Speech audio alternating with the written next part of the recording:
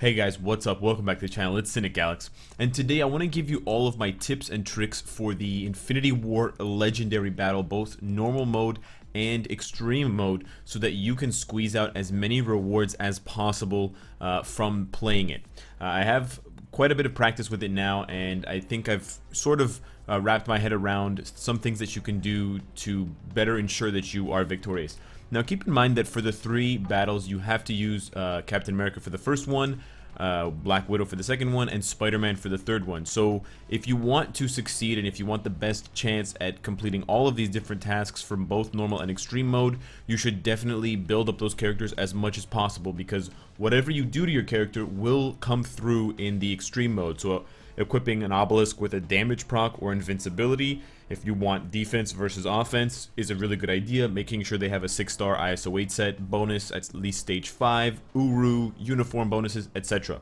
And now of course some of the bonuses or some of the requirements are things that you just have to do. They're not something that you can complete in game. So I mean, having a uniform at a certain rank or having a character at tier 2, those are just things that you either have or you don't have. They're kind of yes or no answers. But for all of the other challenges, clearing it within a certain amount of time, clearing it without being attacked more than a certain amount of times, or clear it with a certain amount of your HP left, all of those take a certain amount of skill and a certain amount of practice. But I also want to give you the idea that you can actually just play this multiple different times in different playstyles, and I think two different playstyles suit the rewards and suit the requirements for the rewards pretty well. The first one I like to call kind of balls out, and this is just completely mashing all of the buttons. As soon as one skill goes off cooldown, go to the next skill, totally ignore whatever the world boss is doing or whatever the enemy is doing, and just go for it. You might end up with 1 HP at the end of it all, but if you clear within 180 seconds, you clear within 150 seconds, that's all that matters, because you're just trying to clear the stage as fast as possible to get those gold rewards or whatever the rewards might be. Then the other playstyle that you can employ is one that's much more careful and much more safe, and in this one you'll take as much time as you need, because you don't want to get attacked, you don't want to take damage, you don't want your HP pool to go down. Some additional tips I have for you are that I've played super slowly on all of them, and the time limit is really generous. So if you think you're going slowly, if you're getting one attack in per 5 or 7 seconds kind of in a rotation, that's okay. Additionally, you can use CTPs of refinement or defensive ISO 8 sets to heal yourself. For example, in the Captain America stage, I was originally trying to complete the extreme mode with Overdrive, this ISO 8 set, because I wanted to just do it faster, but I kept taking damage and losing too much health. So I actually switched back to my original ISO 8 set, which is Stark Backing, and it has a heal, and I was able to complete it on the first try. So you can even stall out for the additional 50 seconds until your ISO 8 bonus refreshes again in order to make sure that you complete the stage with enough health. So I just want to go through now and show you guys the different rotations that the boss has, and show you how you can take advantage of each of these characters. Of course, building them up is important. I don't really want to talk too much about whether you should get the legendary pack or not because of the rewards. You can basically look at the rewards whether you have it purchased or not, and you can make that decision for yourself. I think it's fun if you like playing with these characters, Captain America, Black Widow, and Spider-Man, and if you enjoy a bit of a challenge. I don't think this content is too challenging. I'd say it's about as challenging as, like, let's say level 16 or 17 or 18 World Boss Ultimate, but it is pretty fun, and you can get some additional things that you like, but it's not necessarily a requirement, and it's not something that you need. None of the items that you get from it are things that you need, but I do really like these cutscenes as well. But we're going to skip this one here and go into the fight. This fight, however, is interesting because it's basically got two different phases. You've got the Proxima phase and the Corvus phase. For Captain America, you just want to do 1 and 4 as often as you like, and you can sprinkle in the 5th skill, but the first skill is going to give you the immunity, and the 4th skill is going to do the most damage. The purple lines that you see will automatically pierce you and do damage no matter what, so you have to stay out of the way. All of Cap's skills kind of glue him to the enemy, which are bad. He doesn't have a lot of movement on his skills. I mean, with the 4th skill, you kind of rotate around them, but that's not what you want. You want to move laterally. The only skill I found that's really good for moving Cap out of the way of the enemy is actually his 3rd skill. You see, he jumps from side to side. So you can save his third skill if you think that a purple attack is going to come. But basically, once you do enough damage to Proxima, it switches over to Corvus. You only have to watch out for the two main phases, which are when you get to about 25% down in terms of the bar. When the bar is about 25% gone, Corvus will disappear and Proxima will go up to the top. And Proxima will actually do the same thing that she does in World Boss Ultimate, where she hits you with those spears from the top of the map that are impenetrable. So we're coming up to that spot right now. It's actually about to happen. Proxima is going to teleport to the left side of the arena. Maybe not yet, maybe just in a second here. She's going to teleport to the left side. Still not yet. I'm doing so much damage, we're just not going to get there. Here we go, left side teleport. As soon as she teleports there, she's going to run up to the top. So here you want to be on the left side first because of the spears, then middle, then left. And then for the last one, you can actually start hitting her right away because you have a few seconds when Corvus is coming. Pretty soon after this, she's going to disappear again. And right now, actually, once you get to half or just under half, just under 1 million health, Corvus is going to teleport in, and then Corvus is going to... Not yet, still, really? I don't know what's going on. My Stark backing just procced. Maybe I'm a little bit off on the timing in terms of the actual numbers, but it's around 900,000. So Corvus will go to the middle and he'll start his phase. This is probably the hardest part of the fight because of the fact that I had so much difficulty and I still have difficulty dodging. There will be red circles on the ground that do damage, and he'll also summon fireballs that if they hit you, they'll stun you for like half a second and also do damage. So a tip from a viewer on my Twitch live stream, which was great, run to the bottom right hand corner of the screen like I'm in, and then as soon as you start seeing those circles, start running around the outside like this. And this works almost 100% of the time. It's really uncanny. The purple's coming over there. I didn't dodge it because I was dumb. But that was basically the advice he gave me, and it works almost to a T. It was fantastic advice. Here, I got so lucky dodging that purple line.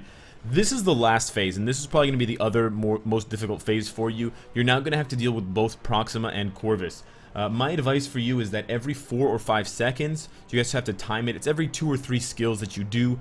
They will both attack you with a purple line piercing attack. So here I'm just going to kind of count in my head, and it's going to come right after this second skill. There are the lines. I'm going to do a couple more attacks here. Oh, they come right. Sometimes they come right after another, but usually there's a bit of a break, I guess not, between purple attacks that allows you to do something in between. And the other challenge here is these spears. Don't worry if you have the skill off cooldown. You don't get penetrated by these red spears. I'm taking damage from Corvus, but not Proxima. As long as you're doing an iframe or you have an immunity skill up, those red circles will not do any damage to you. But if the purple ones, if you get hit by the purple ones, they will do damage to you. I'm not going to finish this one with all of my health, unfortunately, or it's not even 80%. I think I have about 70% left. But those are the tips that I wanted to share with you guys for that particular fight. It is quite difficult, but you can take your time. I completed it in less than 2 minutes, really kind of lax, not being aggressive, and also using an defensive ISO 8 set. For this one with Black Widow, it's a little bit more hilarious. You actually don't have to do the majority of the fight. Bucky and Captain America are very high DPS characters in this game mode for some reason. I don't know if they're using your Captain America and your Winter Soldier or not, but I found out that you can actually just stay here and not do anything, and Bucky and Winter Soldier will do the majority of the work. So not for the speed clear that requires you to complete this stage in 180 seconds or 150 seconds. This strategy might not work, but for the stage requirement or for the extreme battle requirement that says that you can't get hit more than 10 times, this is perfect, because you literally just don't do anything, and they take so much aggression, they take so much aggro from the enemies. You can also stand in the clouds that Bucky summons with his 5th skill, because they will automatically fear the enemy, so you won't get hit. The only thing you really have to do is during this phase, you have to keep your 2nd skill off cooldown if you can, because it's an iframe that doesn't kick you out of the bubbles. If you kick yourself out of the bubbles, you'll take 100,000 damage instantaneously and die because of the airstrikes. But basically after that, you don't have to do anything. I literally just stand here, and Bucky and Cap do all of the work. And this works for both normal mode and legendary mode, which I found really entertaining. And they do a lot of work, those two kind of strong boys. They really kill those Outriders. So I wanted to share that tip with you guys because I think it's super amusing. For the last stage, I think the Spider-Man stage is the hardest one by far, especially on extreme mode. I have a lot of difficulty. I still have one of the bonus rewards clear without getting hit more than 5 times, but I've been practicing recently, so I think I can get it down packed right now if I play well. Thanos has about 5 different moves that he does, but once you kind of get used to them and you find the tricks to avoid them, you'll be fine. I love this intro, so I want to talk during it so we can watch it. Basically, all of Thanos' moves, aside from the meteor that he summons, will require you to be near him. You want to be as close to Thanos as possible during the fight, because he has a straightforward attack where he charges up and shoots a laser. You can just run around him in kind of a semicircle. He also has an attack where he charges up a yellow kind of sphere in front of you, and it's got a cone-shaped target, and then he kind of hits you, punches you. Again, just run behind him. He also has an attack. It's a little bit harder to dodge, but that's where he teleports and then he punches the ground, and it's got that kind of diamond line thing. For that one, you obviously don't want to be near Thanos, but if you just run away a little bit and you find the gaps in between, as you'll see, it's more than enough time to dodge him. But for the most part, my tip for you in this fight is to take your time, because it's not a race. You're trying not to get hit. Just get a couple of attacks in, and then dodge and get ready. The other thing is that it tells you to use Wrecking Web, which is Spider-Man's 5th skill, to knock Thanos or knock his concentration off, or just distract him. You can actually use his 3rd skill or his 5th skill. Both of those skills will do the exact same effect, and you can see it there. It's where Thanos is kind of on his hands and knees, or he has his hands on his knees, and he's no longer attacking or charging up. At that point, you have an opportunity to get a few skills in, and then Thanos will teleport away. At this point, he's going to start going through his skills. I haven't really found a rotation that he uses. Sometimes he uses the same skill multiple times. Sometimes he just rotates through them evenly. But from now on, I'm going to try to stay as close to Thanos as possible for almost all of his attacks. So here, he's going to use the cone attack. I just run around him, get a couple of skills in, and then I wait and see what he's going to do next. After every teleport, he's going to do something else. Additionally, you can use Spider-Man's 2nd skill to reposition yourself away from Thanos when he's using his beam attack, but you have to cancel it, because if you let the whole skill run, he'll just end up in front of Thanos again, and then you'll be punished. So I'm going to try to use his 2nd skill here. There we go, I used it, and I was able to dodge him. Okay, we get another teleport here. Just take your time. There's the beam, and you have to cancel after 2... there's the beam again. In the ultimate mode, he also adds a purple beam, which he moves around with, but it's still the same one that you can just, well, I didn't cancel that early enough, but you basically just cancel it and then move out of the way to avoid getting hit. Where are you, buddy? Oh, this is the one that, yeah, see, I just got hit a bunch of times. That's the wrong move that I did to try to counter that attack.